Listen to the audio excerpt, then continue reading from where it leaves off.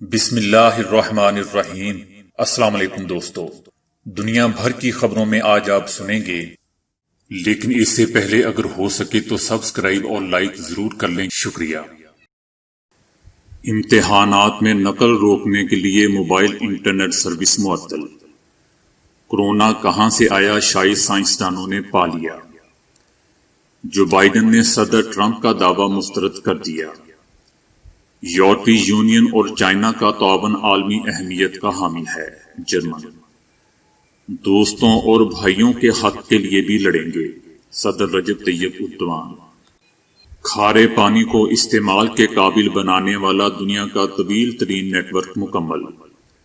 لداخ چھوڑ دو ورنہ سردی سے مارے جاؤ گے، چائنا۔ وزیر اعظم عمران خان اقوام متحدہ کی جنرل اسمبلی سے پھر خطاب کریں گے۔ فلسطین کا مسئلہ حل کیے بغیر مشرق وسطی میں امن ممکن ہی نہیں، روس۔ انڈیا میں وزیر اعظم مودی کی سالگرہ کا دن بے روزگاری کا دن قرار۔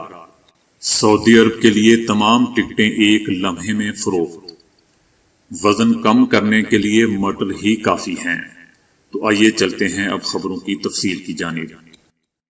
امتحانات کے دوران نقل کی روک تھام کے لیے دنیا بھر میں بے شمار سخت اقدامات کیے جاتے ہیں، لیکن حال ہی میں افریقی ملک سوڈان میں نقل کی روک تھام کے لیے ایک انوکھا اقدام دیکھنے میں آیا ہے۔ سوڈان میں ستمبر کے مہینے میں تقریباً 5 لاکھ کے قریب ہائی اسکول گریجویٹس یونیورسٹی میں داخلے کے لیے امتحانات دیں گے، اور اس دوران بڑے پیمانے پر نقل کی روک تھام کے لیے حکام نے موبائل انٹرنیٹ سروس معطل کرنے کا فیصلہ کیا ہے۔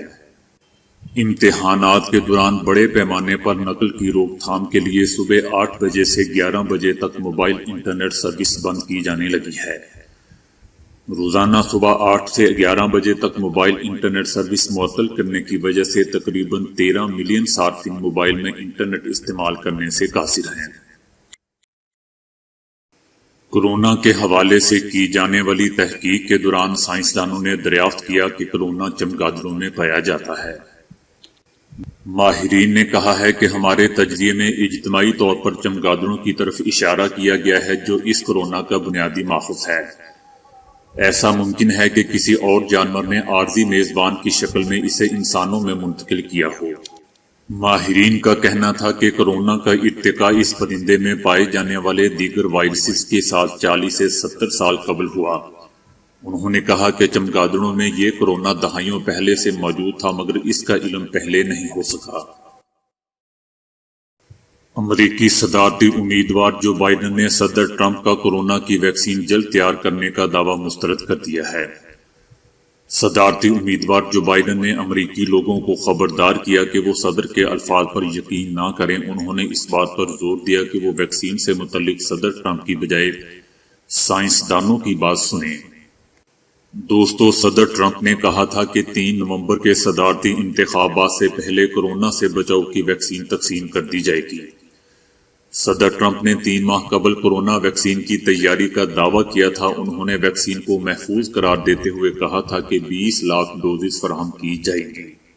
صدر ٹرمپ کا یہ بھی کہنا تھا کہ کورونا ویکسین دوسرے ملکوں کو بھی مہیا کریں گے، تاہم اب ان کے صدارتی حریف نے ہی ان کا یہ دعویٰ مسترد کر دیا ہے۔ جرمن کا کہنا ہے کہ چائنا، جرمنی اور یورپی یونین کے رہنماؤں کی سربراہ کانفرنس یورپی یونین اور چائنا کے تعاون کی اہمیت کو ظاہر کرتی ہے، جو دونوں فریقوں کے مفاد میں اور مشترکہ عالمی چیلنج کے حل کے لیے ناگزیر ہے۔ دوستو، پیر کو ویڈیو لنک کے ذریعے ہونے والی اس سربراہ کانفرنس کی چائنا کے صدر شی جن پنگ، یورپی یونین کے صدر، جرمنی کی چانسلر اور یورپی کمیشن کے صدر نے مشترکہ طور پر میزبانی کی تھی۔ اور یہ کانفرنس ایک ایسے وقت میں ہوئی ہے جب یورپی یونین اور چائنا کے تعلقات کو بڑے سیاسی چیلنجز کا سامنا ہے۔ جرمن نے اس یقین کا اظہار کرتے ہوئے کہا کہ یورپی یونین اور چائنا کا تعاون نہ صرف دونوں کے مفاد بلکہ عالمی اہمیت کا حامل ہے۔ جرمن کا کہنا ہے کہ معاشی، سائنسی اور ٹیکنالوجی کے شعبے میں گہرے تعلقات چائنا اور یورپی یونین دونوں کے مفاد میں ہے۔ ترکی کے صدر رجب طیب ایردوان کا کہنا ہے کہ مستقبل میں دوستوں اور بھائیوں کے حقوق کے لیے بھی لڑیں گے۔ ترکی کے صدر نے اپنا 30 سالہ منصوبہ ویژن 2053 پیش کر دیا۔ ان کا کہنا تھا کہ جمہوریت، ترقی، حق اور انصاف ویژن 2053 کے بنیادی اہداف ہوں گے۔ یہ اہداف انسانی اقدار کی بنیاد پر حاصل کیے جائیں گے۔ مشرقی بحر روم میں قدرتی وسائل کی تلاش کی مخالفت میں مصروف بعض ممالک پر واضح کر چکے ہیں کہ ان دھمکیوں کے آگے سر نہیں جھکائیں گے۔ ان کا کہنا تھا کہ مشرقی بحر روم میں دھمکیوں کی زبان وقت کھو چکی ہے اور مخالف قوتوں کو معلوم ہو چکا ہے کہ ترکی کسی بھی زبردستی کے آگے سر نہیں جھکائے گا۔ ترکی مشرق بحر روم کے طویل ترین ساحلی علاقے کا حامل ہے، جسے بیرونی طاقتوں کے ذریعے محدود کرنے کی اجازت نہیں ملے گی۔ اردوان کا مزید کہنا تھا کہ ہمیشہ بچگانہ حرکات کے سامنے اپنے حقوق کا جائز دفاع کرتے ہوئے ایک ریاست کا منظر بخوبی پیش کیا ہے۔ دوستو، دوسری طرف ترک صدر رجب طیب اردوان نے جرمن چانسلر کے ساتھ ویڈیو کانفرنس سے ملاقات کی ہے۔ مذاکرات میں ترک صدر نے کہا ہے کہ مشرقی بحر روم کے مسئلے میں یورپی ممالک کا انصاف پسند اور بات کا پکا ہونا ضروری ہے۔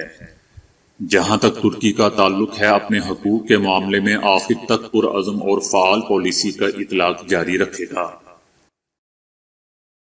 سعودی عرب نے عرفات طائف واٹر انڈر پاس منصوبہ مکمل کر لیا ہے۔ سعودی عرب نے کھارے پانی کو استعمال کے قابل بنانے والا دنیا کا طویل ترین نیٹ ورک مکمل کر لیا، جو ایک چیلنج تھا۔ گورنر عبداللہ نے کہا کہ پہاڑی علاقے میں واٹر انڈر پاس تیار کرنے کے لیے جو 2 ہیکل مشینری استعمال کی گئی، وہ پوری دنیا میں اپنی نوعیت کی تیز رفتار مشینری ہے۔ پمپنگ سٹیشن 9 ٹینکوں پر مشتمل ہے، جبکہ ہر ٹینک میں پانی ذخیرہ کرنے کی گنجائش 1,70,000 مکعب میٹر ہے۔ چائنا نے بھارتی اہلکاروں کے خلاف میوزک کو بطور ہتھیار استعمال کرنا شروع کر دیا ہے۔ لداخ میں پینگونگ جھیل کے شمالی کنارے پر چینی اہلکاروں نے بھارتی اہلکاروں کا دھیان بٹانے کے لیے پنجابی گانے چلا دیے، جبکہ جھیل کے جنوبی کنارے پر لاؤڈ سپیکروں پر بھارتی اہلکاروں کو ہندی میں مخاطب کرتے ہوئے کہا گیا ہے کہ وہ بلندیوں پر شدید سردی میں وقت ضائع کر رہے ہیں، واپس چلے جائیں ورنہ ٹھٹر کر مر جائیں گے۔ ایک سابق بھارتی آرمی چیف نے بتایا کہ 1962 کی لڑائی کے دوران بھی چینیوں نے پنجابی گانے چلائے تھے۔ کہا جاتا ہے کہ لداخ میں نومبر کے بعد شدید برف باری ہوتی ہے، جو کہ 40 فٹ تک دیکھی گئی ہے۔ درجہ حرارت -30 سے 40 ڈگری تک گر جاتا ہے۔ شدید سرد ہوائیں چلتی ہیں اور برف کے باعث سڑکیں بند ہو جاتی ہیں۔ ایک بھارتی وزیر نے سخت بیان دیتے ہوئے کہا ہے کہ ملک کے مفاد میں چاہے کتنے بھی بڑے یا سخت اقدامات اٹھانے پڑیں، انڈیا پیچھے نہیں ہٹے گا۔ انڈیا سر کو جھکنے نہیں دے گا اور نہ ہی کسی کا سر جھکانا چاہتا ہے۔ اس وزیر کا کہنا تھا کہ یہ سچ ہے کہ لداخ میں ہمیں ایک چیلنج کا سامنا ہے، لیکن ہمیں اس کا سامنا کرنا پڑے گا۔ دوستو، لگتا ہے کہ اتنی سخت سردی میں بھارتی اہلکاروں کا وہاں ٹکنا مشکل ہو جائے گا۔ وزیر اعظم عمران خان 25 ستمبر کو اقوام متحدہ کی جنرل اسمبلی سے خطاب کریں گے۔ اقوام متحدہ نے وزیر اعظم کے خطاب کی ترتیب سے متعلق پاکستان کو مطلع کر دیا ہے۔ وزیر اعظم عمران خان کا جنرل اسمبلی میں دوپہر کے سیشن میں خطاب تیسرے نمبر پر ہوگا۔ 25 ستمبر کو پاکستانی وقت کے مطابق رات 11:45 پر وزیر اعظم عمران خان خطاب کریں گے۔ دوستو، یاد رہے کہ پچھلے برس وزیر اعظم عمران خان نے جنرل اسمبلی سے خطاب میں مقبوضہ وادی کے مسئلے کو بھرپور انداز میں اٹھایا تھا، اور اس بات کا بھی امکان ہے کہ ان کی اس تقریر میں بھی مقبوضہ وادی کے مسئلے کو ہی مرکزیت حاصل ہوگی۔ روس نے مسئلہ فلسطین حل کیے بغیر مشرق وسطی میں امن ناممکن قرار دے دیا ہے۔ روس کی جانب سے جاری بیان میں کہا گیا ہے کہ فلسطین کا مسئلہ حل کیے بغیر مشرق وسطی میں امن کی سوچ ایک غلطی ہوگی۔ روس کی جانب سے یہ بیان اسرائیل، متحدہ عرب امارات اور بحرین کے درمیان تعلقات کی بحالی کے معاہدے کے رد عمل میں سامنے آیا ہے۔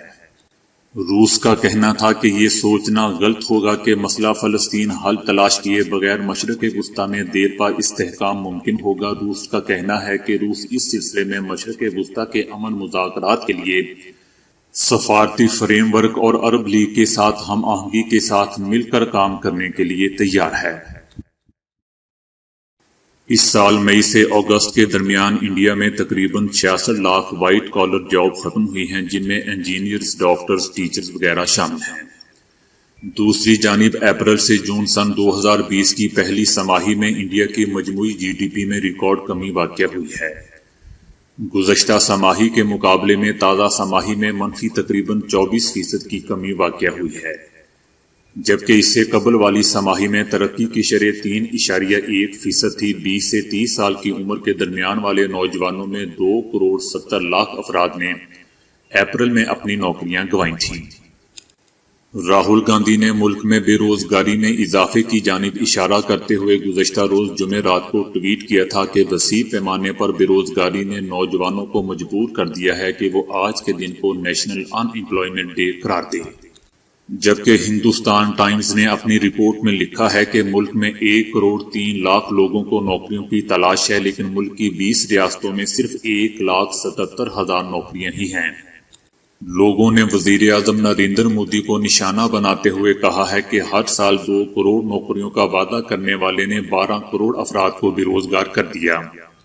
انڈیا کی معیشت پر نظر رکھنے والے بہت سے اداروں کا کہنا ہے کہ حالات اس سے زیادہ خراب ہیں۔ غیر منظم شعبے میں لاک ڈاؤن کھلنے کے سبب کچھ لوگوں کو گاہے بگاہے روزگار مل رہے ہیں، لیکن منظم شعبے میں جو نوکریاں گئی ہیں ان کا واپس آنا بہت ہی مشکل ہے۔ دوستو، انڈیا میں بے روزگاری کے ساتھ نئی پریشانی مہنگائی میں اضافہ ہے۔ کھانے پینے کی ضروری اشیاء روز بروز مہنگی ہوتی جا رہی ہیں۔ آلو، پیاز، ٹماٹر اور سبزیوں کی قیمتیں روزانہ کے اعتبار سے پورے ملک میں بڑھ رہی ہیں۔ معروف انڈین صحافی سگاریکا گھوش کا کہنا ہے کہ 60 لاکھ وائٹ کالر پیشہ ور اور 50 لاکھ صنعتی ورکرز کی نوکریاں مئی سے اگست کے درمیان راتوں رات چلی گئیں۔ ان کا کہنا تھا کہ وزیر اعظم مودی کو یہ اعداد و شمار ڈراتے رہیں گے۔ انگریزی کے اخبار منٹ میں شائع ایک رپورٹ کے مطابق لاک ڈاؤن کے دوران لوگوں نے مجموعی طور پر تقریباً 40,000 کروڑ روپے اپنے پروویڈنٹ فنڈ سے نکالے ہیں، جبکہ حکومت کے مطابق ان میں سے 82 لاکھ لوگ ایسے ہیں جن کی ماہانہ تنخواہ 15,000 روپے سے کم ہے۔ ان اعداد و شمار سے یہ اندازہ ہوتا ہے کہ بے روزگاری اور مہنگائی کا شکار سب سے زیادہ غریب طبقہ ہوا ہے۔ ماہرین کا کہنا ہے کہ جس طرح سے انڈیا میں روزانہ کورونا کیسز کی تعداد میں اضافہ ہو رہا ہے، انڈیا کی معیشت کی جلد بحالی بہت ہی مشکل نظر آ رہی ہے۔ سعودی عرب کی جانب سے سفری پابندیاں جزوی طور پر ہٹائے جانے کے بعد پاکستان میں بھی سعودی عرب جانے والے مسافروں کا انتظار ختم ہو چکا ہے۔ اس سلسلے میں پاکستان سے سعودی عرب کے لیے جمعرات سے شروع ہونے والی 30 ستمبر تک کی 23 پروازوں کے تمام ٹکٹیں ایک ہی دن میں فروخت ہو چکی ہیں۔ مسافروں کے رش کو دیکھتے ہوئے انتظامیہ نے مزید 28 پروازیں چلانے کی اجازت طلب کر لی ہے۔ پاکستان سے سعودی عرب جانے والی پروازوں کی ٹکٹس پہلے آئیں پہلے پائیں کے تحت فروخت کی جا رہی ہیں۔ 30 ستمبر کی پروازوں کے لیے 3,000 ٹکٹس تھے جو ایک ہی دن میں فروخت ہو چکے ہیں۔ پروازیں مزید چلانے کی اجازت ملنے سے تقریباً 9,000 مسافر پاکستان سے سعودی عرب روانہ ہو سکیں گے۔ مٹر ایک سبزی ہے جو پوری دنیا میں پائی جاتی ہے۔ مٹر غذائیت سے بھرپور ذائقے دار سبزی ہے جو انسانی صحت کے لیے بے حد مفید ہے۔ کیا آپ جانتے ہیں کہ مٹر وزن کم کرنے میں کتنا فائدہ مند ثابت ہو سکتا ہے؟ بھرپور مٹر غذائیت سے بھرپور سبزی ہے۔ اس میں فائبر کی مقدار بہت زیادہ ہوتی ہے۔ فائبر کی مقدار زیادہ ہونے کے باعث مٹر کھانے کے کافی دیر بعد بھی آپ کو بھوک کا احساس نہیں ہوتا اور پیٹ بھرا رہتا ہے۔ یہی وجہ ہے کہ اس کے مسلسل استعمال سے وزن گھٹ جاتا ہے۔ کم کیلوریز نوڈلز اور پاستا میں بھی اگر مٹر ڈال کے کھائے جائیں تو اس سے آپ کا پیٹ کافی دیر تک بھرا رہتا ہے اور مزید کچھ کھانے کی طلب نہیں رہتی۔ مٹر جسم سے کیلوریز کو کم کرتا ہے اور وزن گھٹانے میں کارآمد ثابت ہوتا ہے۔ مٹر میں فیٹس یا چربی کم ہوتی ہے۔ مٹر میں پروٹین 2.5 گرام ہوتا ہے، جس کے باعث اس کا زیادہ استعمال بھی آپ کے وزن کو بڑھنے نہیں دیتا اور آپ چست اور توانا رہتے ہیں۔ مٹر کو صرف سالن کے طور پر نہیں بلکہ سلاد کے طور پر بھی استعمال کیا جا سکتا ہے۔ ذائقے سے بھرپور مٹر میں موجود فائبر، پروٹین، اینٹی آکسیڈنٹس اور فیٹس کی کمی کے سبب اس کا استعمال وزن کم کرنے کے لیے بہت ہی فائدہ مند ثابت ہوتا ہے۔ تو دوستو، آج کے لیے اتنا ہی۔ ویڈیو کو لائک اور شیئر کرنے کا بہت بہت شکریہ۔